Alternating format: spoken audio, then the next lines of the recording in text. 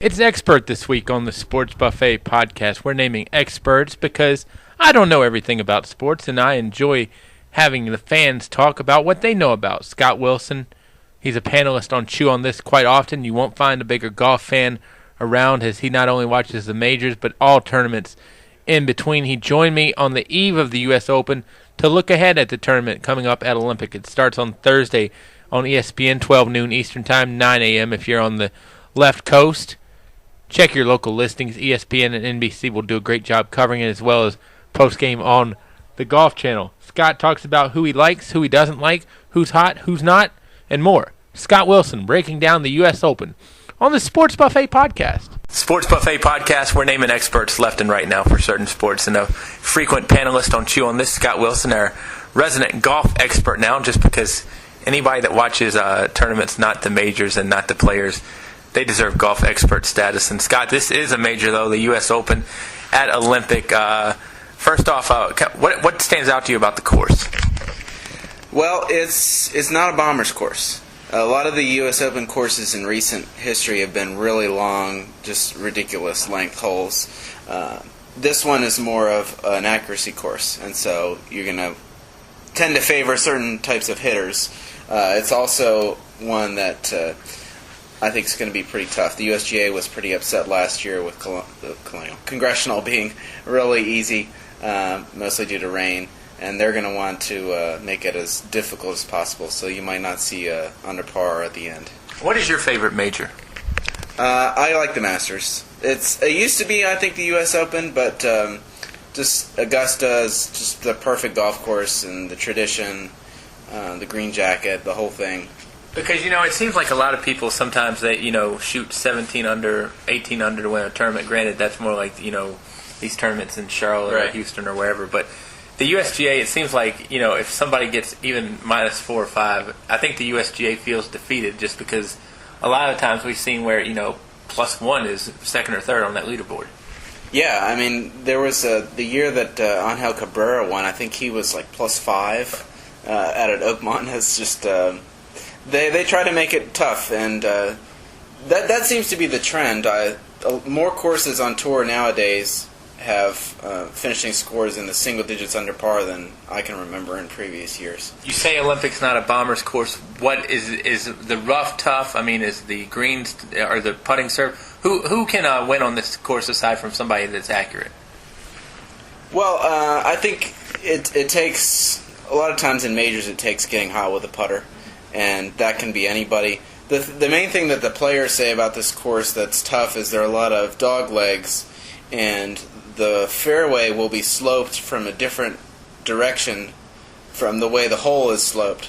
So say that you are trying to hit it on the left side of the fairway. Well, the fairway slopes from left to right, so it falls off to the right, and you're hitting right into where the trees are. I think obviously everybody wants to play good going into the U.S. Open or any major for that matter, but when you're playing at some of the tournaments that are not as recognizable, I don't think it's bad, but I mean, how much stock can we put in people like Jason Duffner and Zach Johnson, who've been pretty hot lately? I think you could put a lot of stock in them. I don't know about somebody like Dustin Johnson, who won this past week at an event with a not great field. He's just coming off an injury. I don't think he has a very good shot, but I think, especially somebody like Duffner who's won twice, I think that kind of negates. Plus, he almost won the PGA last year. Best American not to win a major right now, in your opinion? He could be coming. I wasn't necessarily saying Duffner, but I mean, do you have somebody that sticks out? Well, I think the first person that comes to mind is Steve Stricker, and I think that the Cooch is getting up there too. Right. Those are the two. Yes. How about foreign-born players that have not won a major yet? Kyle Haney and I talked about the other day, Sergio, who was a trendy pick for a while, but Sergio says right now his game does not suit a major.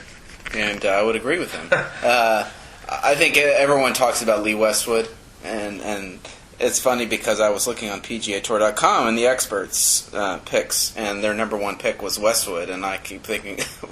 What are you drinking that you think, oh, this is going to be the one, this is going to be the one? They've been saying that for years. And they said that with Colin Montgomery, and look where that got them.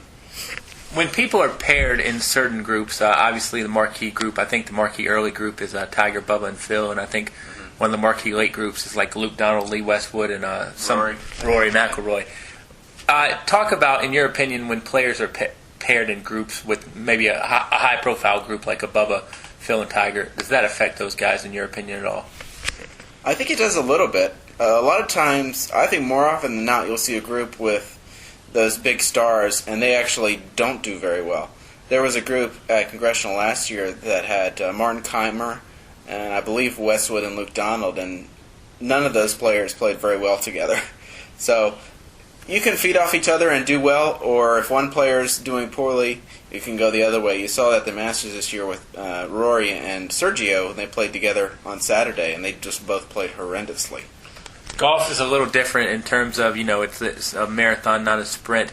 How important, though, is it to get off to a good start on Thursday? I think it's really important to have a high number and don't exceed that number. If that be +2, +3, I just think they say you can't win a tournament on the first day, but you can lose it, and so you just have to keep it under control. You can't get an 8 on a certain hole and be +5, because especially at the U.S. Open, you're not going to shoot that 65 to get back into it. Is it more important for no-names to play good early to where somebody like Phil or Tiger, they can make a charge on moving day, to where somebody like, pick Jason Day, just throw a name out there, that he's got to play good early, where a guy like that might not be able to make a rush on Saturday? Yeah, I think so, but I hate to pick on poor Jason Day. That was the only name that came to mind. It's okay. I would say that more often than not, those people who do have that hot start you never see them again. So, it's important, but it's not everything. You got to play all 4 days. Give me a couple of your favorites. A couple of my favorites. Well, I think you have to start with Tiger. I don't necessarily think he's going to win, but he's as good a pick as anybody. Why do you have to start with Tiger, though? Because lately, he's had a few good things lately, but mentally I think a lot of people think he's still not there. And sometimes the putter is still... Do you think Tiger is back to even... if Tiger before was a 10 when he was at his peak, what's Tiger right now? I would say he's probably at a 6 or 7. The one thing that I think he got back at Memorial was the ability to close, and I think that's really important. Now... He's got to have that plus the swing, and the concern for me would be his accuracy off the tee at the U.S. Open. That's more important than any other tournament, is hitting the fairway. So I think he's got a good shot. It's so tough to predict who's going to win a golf tournament, but I think you have to put him up there. How about your other favorites? Other favorites, I like the two Americans that we mentioned a minute ago, Stricker and Kuchar. I looked back at a lot of the what I base off of is how they did at this course previously. Stricker ended up tied for 5th in 98. Kuchar started well back when he was an amateur, and I don't think he finished in the top 10, but he played well as well. So I like those two. I throw out Luke Donald. He's so steady. He won a few weeks ago over in Europe. He's having a typical Luke Donald year. Not as good as last year, but he's the type of guy that could do well. He's a good iron player. And how about some dark horses that people may not be trending on, but you think that, hey, if things go right, maybe that guy could win on Sunday? Well, we talked about Duffner. I think just the fact that he's so hot. I'll throw out some other names. Stuart Sink also played well at the U.S. Open there in 98. People don't really think of him at the top of mind now, but maybe they should. I like Mark Wilson, maybe because we share the same last name. It's funny. No relation. Yes. He seemed to me like a California guy, and then I looked and saw that he was from Wisconsin, so I was like, oh, forget that. But he won a tournament in California this year at Bob Hope, which is not called the Bob Hope anymore. And another guy who won in California, Brandt Snedeker. He seems to play well in the majors. He won at Torrey Pines earlier this year. Played pretty well at the Masters. Obviously had that second place a few years ago that everyone remembers. And don't forget about our friend Keegan Bradley. Played well earlier this year. Won the PGA. He could sneak up there. Who do you expect to go bust? I'm not feeling it with Phil. The way that he ended the Memorial kind of left a bad taste in my mouth. I just don't see his game being very good for this type of golf course. And that is when he withdrew due to mental fatigue, correct? Yes, after shooting a 79 in the first round. I also am not sold on Rory as the repeat. He had 3 missed cuts in a row before he finally made the cut last week. He was actually leading after 2 days, and he kind of faded on the weekend, which surprised me. I just don't think his game is all there right now. I don't have the list of all the entrants in front of me, but it seems like the old codgers have been playing well in the British Open, but it seems like the U.S. Open is not really suited to a Tom Watson-esque story or anything. Am I accurate in stating that? Yeah, I think that's true. I just think this year maybe there's a chance because the course isn't too terribly long, but I don't even think there are that many people in the field in the U.S. Open that you would qualify as those old codgers, as you say. Yeah, well, they have the British Open here in a couple months. Anything else that any of the fans should look for when watching the wall-to-wall coverage? It does start a little bit. I know it'll run a little bit later with it being on the West Coast, so that can either be good or bad depending on your viewpoint. Yeah, they've started that in the last few years. I think that started with Torrey Pines, that they've pushed it into prime time, which I don't mind, especially for people who work during the day. The one thing that I've heard about the course is that the first 6 holes are the toughest. And so Tiger said earlier this week, if you're shooting even par in the first 6 holes, you're making up a lot of ground on the field. So don't be surprised if you see people that are like 3 over after 6. Don't be shocked. They'll be okay. They'll turn it around.